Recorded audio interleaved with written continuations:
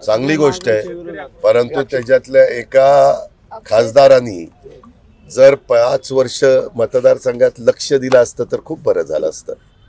त्यातला एक खासदार 1-1.5 वर्षापूर्वी माझ्याकडे आलेला होता मला राजीनामा द्यायचा.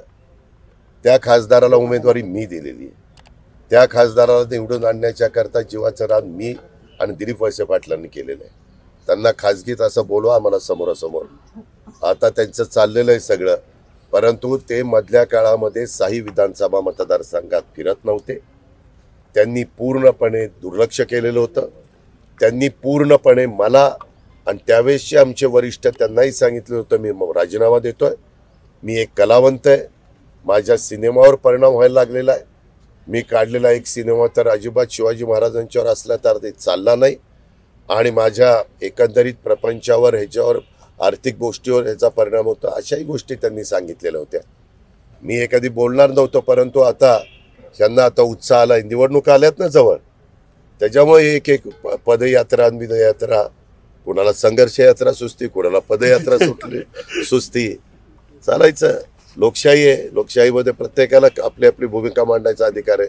पदयात्रा काढा. मी पण सगळ्यात 6 तालुक्यामध्ये सांगतो की काय कशा पद्धतीनं यांची भूमिका होती आणि तुम्ही गेल्या 5 वर्षात कितीदा त्यांना आपापल्या मतदारसंघामध्ये पाहिलंय. दादा, उमेदवारी द्यायला तुम्ही चुकला म्हणजे कोणाला त्यावेळेस उमेदवारी देत असताना योग्य पद्धतीने उमेदवारी दिलेली होती, परंतु नंतरच्या काळामध्ये ते इतक्या लवकर वास्तविक आता तुला उद्याच्याला मी खासदारकी दिली तर तू विचार करायला पाहिजे. आपण निवडून आलो तर 5 वर्ष आपल्याला त्या मतदारसंघामध्ये फिरावं लागेल, संपर्क ठेवावा लागेल, लोकांची कामं करावी लागतील, त्याच्या संदर्भात जनतेचे प्रश्न सोडावे लागतील. परंतु जर तू पहिल्या 1-2 वर्षातच ढेपळला आणि मग नंतर 3ऱ्या वर्षी म्हणायला लागलं मला राजीनामा द्यायचा, तर मग आम्ही तुमचे एकंदरीत चित्र बघून उमेदवारी देतो. थोडंसं जनमानसात जनाधार काय ते बघून देतो. आता निवडून दिल्यानंतर त्यांनी काय काम करावं, कशा पद्धतीने करावं हा ज्याचा त्याचा अधिकार असतो.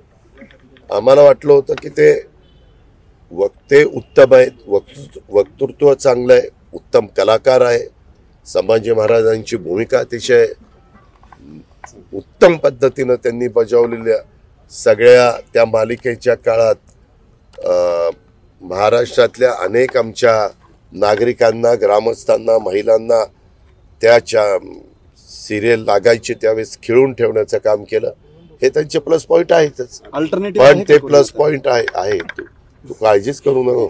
तिथं दिलेला उमेदवार मी आज तुला सांगतो की निवडूनच आणून दाखव.